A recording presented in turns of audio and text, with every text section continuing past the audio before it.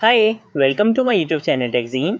पिछली वीडियो में हम लोगों ने कॉल बैक फंक्शंस के बारे में पढ़ा था। हमने देखा था कि कॉल बैक फंक्शंस क्या होते हैं, कैसे इंप्लीमेंट कर सकते हैं कॉल बैक फंक्शंस को, क्या क्या इंपॉर्टेंट चीज़ें होती हैं कॉल बैक फंक्शंस में। ये सारी चीज़ें हम लोगों ने पिछली वीडियो में बहुत अच्छे से प्रैक्टिकल एग्जाम्पल्स के साथ कवर कर ली थी। अगर आप लोगों ने अभी तक पिछली वीडियो नहीं देखी तो काइंडली पिछली वीडियो को ज़रूर देख लेना। आज की वीडियो का जो हमारा टॉपिक है वो है एरो फंक्शन, और एरो फंक्शन हमारा बहुत इंपॉर्टेंट कॉन्सेप्ट है। ठीक है, अगर आपने जावास्क्रिप्ट का कोई भी फ्रेमवर्क पढ़ना हो, चाहे वो आपका एंगुलर जेएस हो, आपका व्यू जेएक्स हो या आपका रिएक्ट जेएस हो, आपको ये फीचर लाजमी उसमें दिखेगा। तो ये फीचर बहुत इंपॉर्टेंट है। बहुत ईजी एग्जांपल्स के साथ आपको आज इस वीडियो में कवर करवाने वाला हूँ। उसके बाद आपको कभी भी एरो फंक्शन में कोई इशू नहीं होने वाला है। ठीक है, हम लोग बिल्कुल स्टार्टिंग से लेकर एंड तक एरो फंक्शन को बहुत ईजी एग्जांपल्स में समझने वाले हैं। ठीक है, तो मैंने यहाँ पर देखो एक फाइल बना ली है एरो फंक्शन डॉट एचटीएमएल के नाम से। एचटीएमएल के बोले टेम्पलेट जनरेट कर लिए। जेएस फोल्डर के अंदर एक फाइल बनाई है एरो फंक्शन डॉट जेएस के नाम से, और उस जावास्क्रिप्ट की फाइल को मैंने यहाँ पर लिंक करवा दिया। इससे ज्यादा कोई काम नहीं करा है। चलकर आपको आउटपुट दिखाऊंगा तो देखो मेरा वेब पेज आपको बिल्कुल यहाँ पर ब्लैंक दिख रहा है। ठीक है, हम आ जाते हैं यहाँ पर, और यहाँ पर आने के बाद हम अपनी जावास्क्रिप्ट की फाइल में आएंगे, और यहाँ पर आने के बाद हम ये देखेंगे कि भाई ये एरो फंक्शन आखिर होता क्या है। एरो फंक्शन कुछ नहीं होता, सिंपल क्या होता है, आपके जो नॉर्मल फंक्शंस होते थे, जैसे आप अपना कोई भी फंक्शन बनाते थे, चाहे आपका नॉर्मल फंक्शन हो या आपका एनोनिमस फंक्शन हो, उसी को लिखने का थोड़ा सा डिफरेंट सिंटेक्स होता है, थोड़ा सा शॉर्ट होता है, और उसी को लिखने का थोड़ा सा डिफरेंट सिंटेक्स होता है, उसको हम कहते हैं एरो फंक्शन। ठीक है, अब कैसे इंप्लीमेंट कर सकते हैं, कैसे किस टाइप के फंक्शन को कैसे इंप्लीमेंट कर सकते हैं, एनोनिमस फंक्शन को कैसे एरो फंक्शन में कन्वर्ट कर सकते हैं, ये सारी चीज़ें आज हम इस वीडियो में कवर करने वाले हैं। ठीक है, तो फॉर एग्जाम्पल मैं यहाँ पर अगर एक कॉमेंट लिख लेता हूँ नॉर्मल फंक्शन, ठीक है, और यहाँ पर अगर मैं लिख लूँगा नॉर्मल फंक्शन, और यहाँ पर अगर हम अपना नॉर्मल फंक्शन कैसे बनाते हैं वो बना लेते हैं। मैं यहाँ पे आके लिखूंगा फंक्शन का कीवर्ड, उसके बाद हम देते हैं फंक्शन का नाम। फंक्शन का नाम मैंने दे दिया सम, और इसके अंदर मैंने दो पैरामीटर्स दे दिए ए कॉमा बी, और उसके बाद मैं क्या करूँगा, मैं यहाँ पे आगे लिख लूँगा कंसोल डॉट लॉग, क्या करवा दो ए प्लस बी को क्या करवा दो कंसोल डॉट लॉग करवा दो।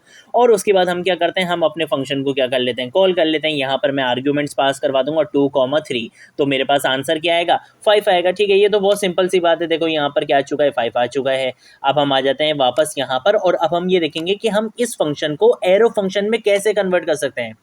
ऐसे फंक्शंस आप बनाते थे जावास्क्रिप्ट ES6 से पहले। ES6 में आपके पास जावास्क्रिप्ट लेकर आया एरो फंक्शन का कॉन्सेप्ट, और उसने बोला कि भाई आपको इतने लंबे लंबे काम करने की जरूरत नहीं है, मैं आपके लिए और भी ज्यादा शॉर्टकट लेकर आ गया हूँ, और उसका नाम उसने रख दिया एरो फंक्शन। अब वो कैसे इंप्लीमेंट करते हैं, चलो अब देख लेते हैं। मैं काम ये करता हूँ कि मैं इसी को यहाँ पे कॉपी करता हूँ Ctrl+C, और इसको यहाँ पे कमेंट भी कर देता हूँ, और यहाँ पर आकर मैं लिख लेता हूँ एक कमेंट एरो फंक्शन का। ठीक है, मैं यहाँ पे आके लिख लूंगा एरो फंक्शन। तो मैं क्या करूंगा, मैं इसी फंक्शन को यहाँ पे पेस्ट कर दूंगा। अब इसको आप एरो फंक्शन में कैसे कन्वर्ट कर सकते हो, सबसे पहला जो काम आपने करना होता है वो जावास्क्रिप्ट ES6 ने बोला कि भाई इस फंक्शन वाले कीवर्ड को ही हटा दो। ठीक है, उसने बोला कि भाई इस फंक्शन वाले कीवर्ड को ही हटा दो, पहला काम तो उसने ये बोल दिया। उसके बाद उसने बोला कि भाई ये जो सम के नाम से जो आपने नाम दिया हुआ है ना अपने फंक्शन को, आप एक काम ये करो कि आप इसी नाम का क्या कर लो, एक वेरिएबल बना लो। मतलब आप किसी भी नाम का एक वेरिएबल बना सकते हो। पहला काम तो आप ये काम कर लो। दूसरा, आपको यहाँ पर कोई भी नाम देने की जरूरत नहीं है। ठीक है, तीसरा जो आया मेन कॉन्सेप्ट वो ये आया कि आप यहाँ पे आके क्या लगा लो, एरो लगा लो, बस। और कुछ भी करने की ज़रूरत नहीं है। ये आपका यहाँ पे एक सिंपल एरो फंक्शन बन चुका है। ठीक है, और मैं अगर कंट्रोल ऐसे सेव करूंगा और चलकर आपको दिखाऊंगा तो देखो अभी भी मुझे यहाँ पे क्या मिल रहा है, 5 मिल रहा है। ठीक है, तो ये हमारे पास कॉन्सेप्ट होता है एरो फंक्शन का, कि आपको फंक्शन का कीवर्ड यूज करने की जरूरत नहीं है। आप क्या करो, एक वेरिएबल बनाओ, उस वेरिएबल के बाद आप यहाँ पे अपने पैरामीटर्स बताओ। पैरामीटर्स के बाद आपने क्या बताना है, पैरामीटर्स के बाद आपने यहाँ पर अपने एरो को डिफाइन करना है। ठीक है, आप यहाँ पे एक एरो बनाओगे और उसके बाद आप अपने फंक्शन की बॉडी लिख लो। सिंपल ये काम आपने करना है। तो ये होता है हमारे पास एक नॉर्मल एरो फंक्शन।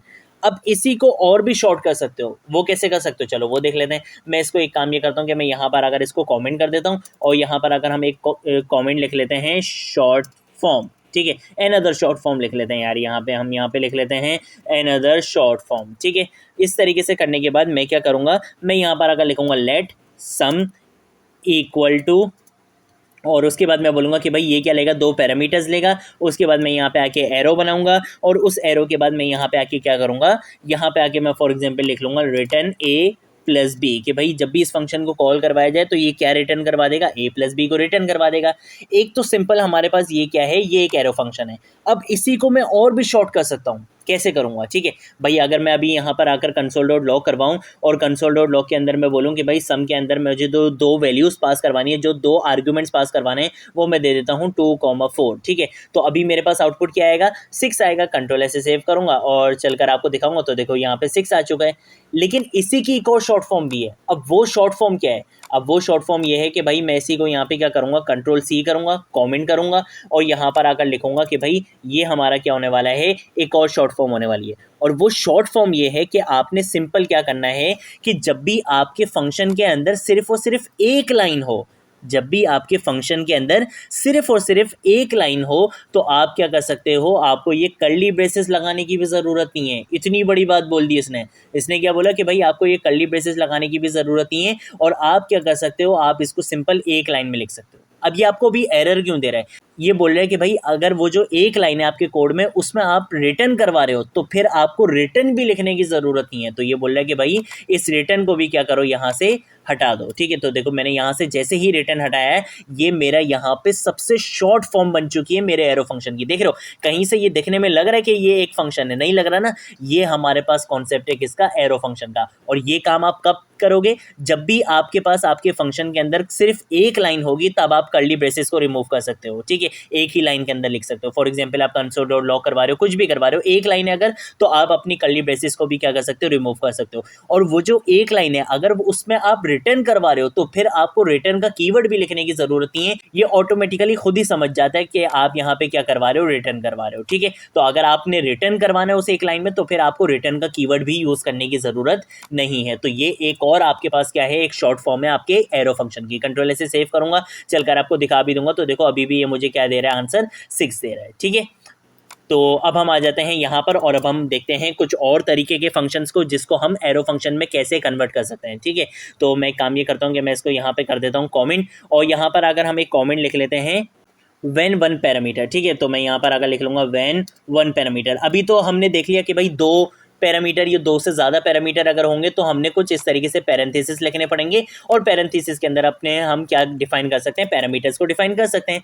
लेकिन अगर मेरे पास एक पैरामीटर होगा तो उसके लिए मुझे क्या करना पड़ेगा, ठीक है। तो पहले एक क्या करते हैं, एक नॉर्मल फंक्शन बना के देखते हैं। फॉर एग्जांपल मैं यहाँ पर अगर एक फंक्शन बनाता हूँ डबल के नाम से, ठीक है, और इस डबल के अंदर मैं बोलूँगा कि भाई ये क्या करेगा, ये एक पैरामीटर लेगा, ठीक है, और ये एक पैरामीटर में क्या करेगा, ये रिटर्न करवा देगा। और रिटर्न क्या करवाएगा, ये ए स्टेरिक ए, मतलब जो भी आप नंबर दोगे ये उसको उसी नंबर से मल्टीप्लाई करा के आपको रिटर्न करवा देगा, ठीक है।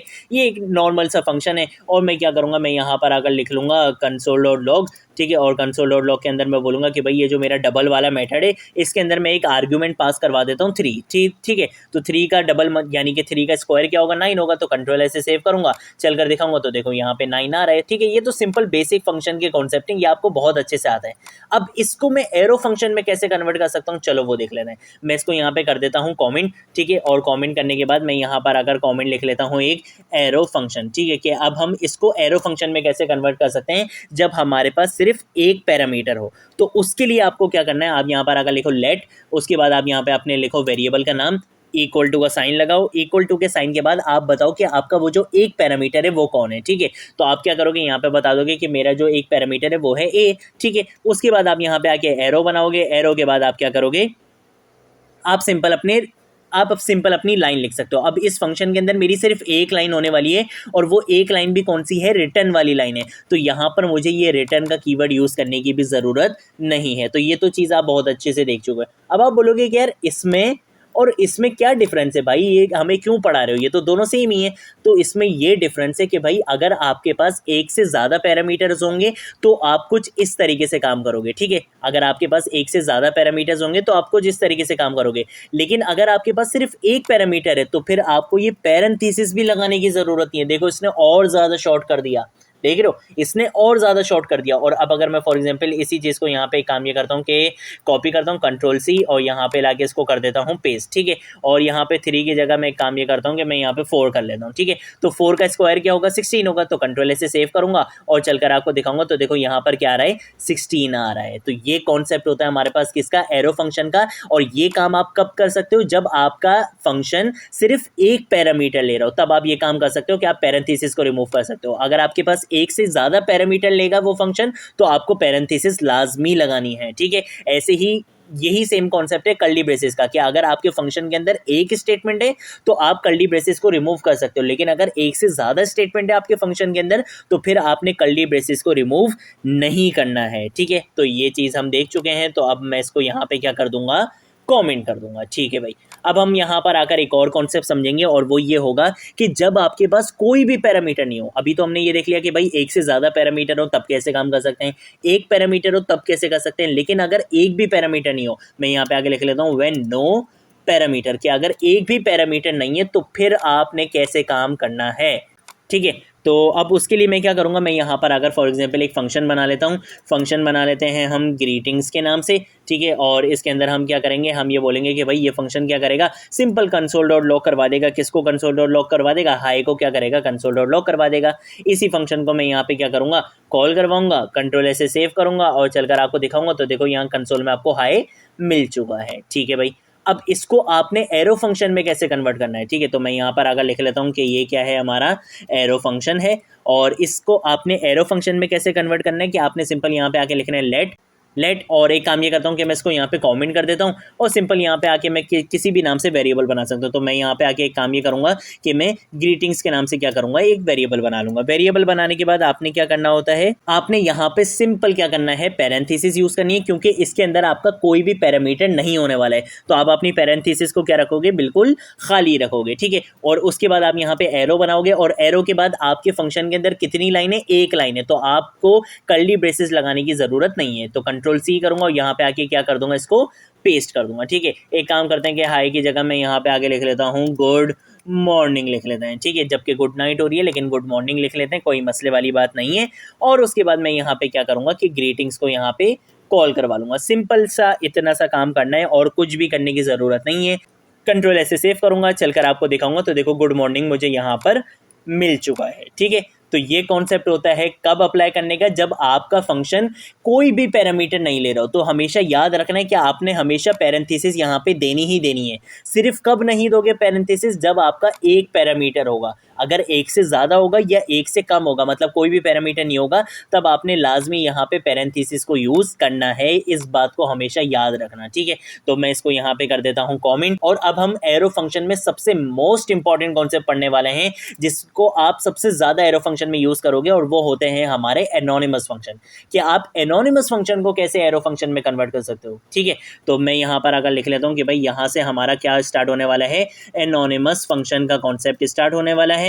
तो यहाँ पे मैंने लिख लिया एनोनिमस फंक्शन। अब एनोनिमस फंक्शन कैसे बनते हैं, बहुत अच्छे से पता है आपको कि भाई एनोनिमस फंक्शन हम कैसे बनाते हैं। कि एनोनिमस फंक्शन बनाने के देखो आपके पास ना कुछ तरीके होते हैं, ठीक है। अगर आप लोगों ने अभी तक मेरी इस एनोनिमस फंक्शन वाली वीडियो को नहीं देखा है तो भाई जल्दी से इस वीडियो को देख लो, क्योंकि इसमें मैंने आपको एनोनिमस फंक्शन स्टार्टिंग से लेकर एंड तक समझाए थे। एनोनिमस फंक्शन कौन से फंक्शन होते हैं, जिसका कोई नाम नहीं होता। अब जब नाम ही नहीं होता तो आप उसको कॉल कैसे करवाओगे, तो उसके लिए हमारे पास तीन तरीके थे।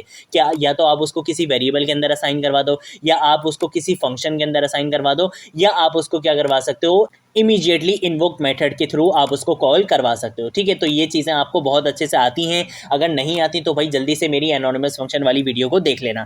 इसमें मैं क्या करूँगा, मैं सबसे पहले यहाँ पर आकर एक वेरिएबल बना लूँगा। फॉर एग्जांपल ए के नाम से मैंने एक वेरिएबल बना लिया और इसके अंदर मैं बोलूँगा कि भाई ये क्या है, एक एनोनिमस फंक्शन है, ठीक है। और ये एनोनिमस फंक्शन क्या काम करेगा, ये एनोनिमस फंक्शन ये काम करेगा कि ये कंसोल डॉट लॉग प्रिंट करवा देगा और कंसोल डॉट लॉग के अंदर ये शो करवा देगा वेलकम को, ठीक है।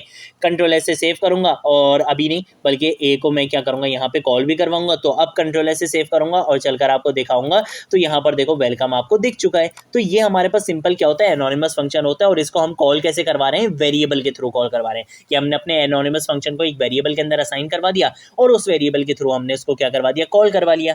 अगर इसी चीज़ को मुझे एरो फंक्शन में कन्वर्ट करना पड़ जाए तो वो मैं कैसे कर सकता हूँ, चलो अब वो देख लेते हैं, ठीक है। तो मैं इसको यहाँ पे कमेंट करूँगा और मैं यहाँ पर अगर लिख लूँगा कि ये हमारा क्या होने वाला है, यहाँ पे एरो फंक्शन होने वाला है, ठीक है।